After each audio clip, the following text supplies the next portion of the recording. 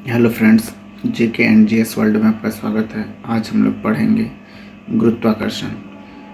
दो पिंडों के बीच लगने वाले बल को क्या कहते हैं? गुरुत्वाकर्षण बल।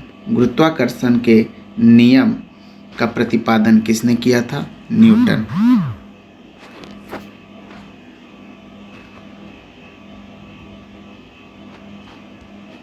दो पिंड जिनके द्रव्यमान m एवं m2 है, एक दूसरे से r की दूरी पर स्थित है, तो न्यूटन के नियम के अनुसार उनके बीच लगने वाले बल को आकर्षण बल का सूत्र क्या होता है? F = G m1m2/r², जहाँ G सार्वत्रिक गुरुत्वाकर्षण का नियतांक है।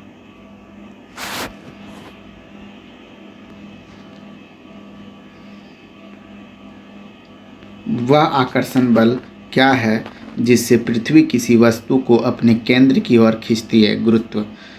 गुरुत्व जनित त्वरण का मान कितना होता है? 9.8 मीटर सेकंड स्क्वायर। गुरुत्व जनित त्वरण किस पर निर्भर नहीं करता है? तो वस्तु के रूप, आकार, द्रव्यमान।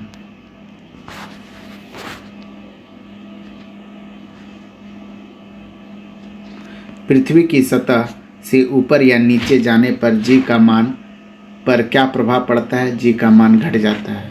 जी का मान सबसे अधिक कहाँ होता है? ध्रुवों पर होता है। जी का मान सबसे कम कहाँ होता है? विषुवत रेखा पर होता है। पृथ्वी की घूर्णन गति बढ़ने पर जी का मान पर क्या प्रभाव पड़ता है? जी का मान कम हो जाता है।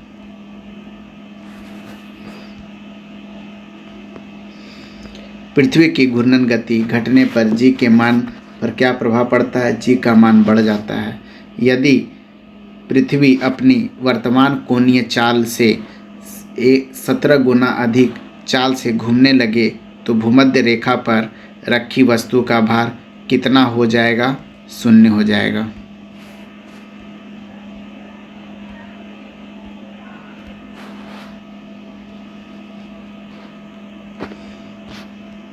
जब लिफ्ट ऊपर की ओर जाती है तो लिफ्ट में स्थित पिंड का भार कैसा प्रतीत होता है? बढ़ा हुआ। जब लिफ्ट नीचे की ओर आती है तो लिफ्ट में स्थित पिंड का भार कैसा प्रतीत होता है? घटा हुआ।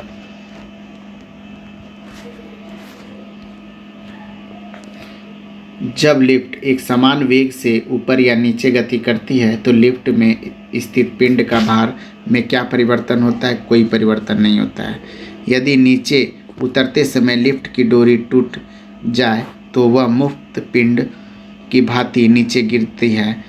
ऐसी स्थिति में लिफ्ट में स्थित पिंड का भार कितना होता है? 0 होता है।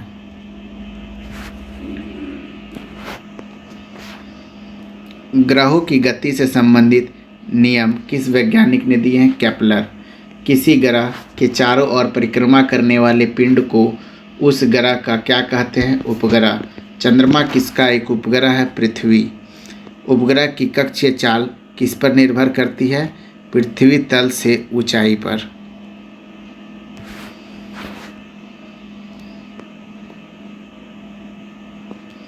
पृथ्वी का कक्षीय चाल किस पर निर्भर नहीं करता? द्रव्यमान पर।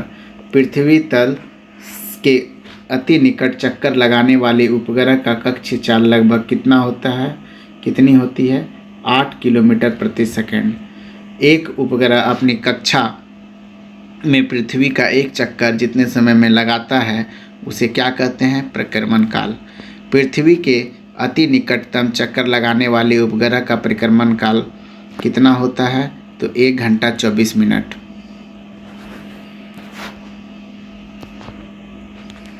ऐसा उपग्रह जो पृथ्वी के अक्ष के लंबवत तल से पश्चिम से पूर्व की ओर पृथ्वी की परिक्रमा करता है तथा जिसका परिक्रमण काल पृथ्वी की परिक्रमण काल से 24 घंटे के बराबर होता है, क्या कहलाता है?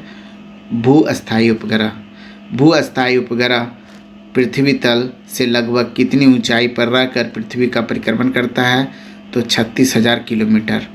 भू तुल्यकालिका कक्षा में संचार उपग्रह स्थापित करने की संभावना सबसे पहले किसने व्यक्त की? तो आर्थर सी क्लार्क।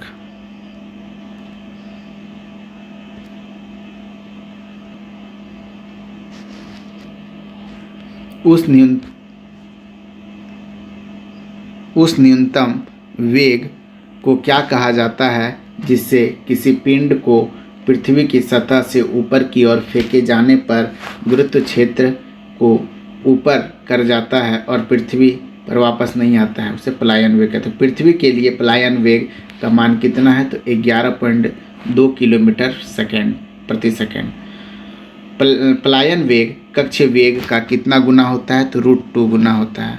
चंद्रमा पर गुरुत्व त्वरण का मान पृथ्वी तल पर गुरुत्व त्वरण का मान कितना होता है? 1/6। Thank you friends. इस चैनल को लाइक एंड सब्सक्राइब जरूर करें।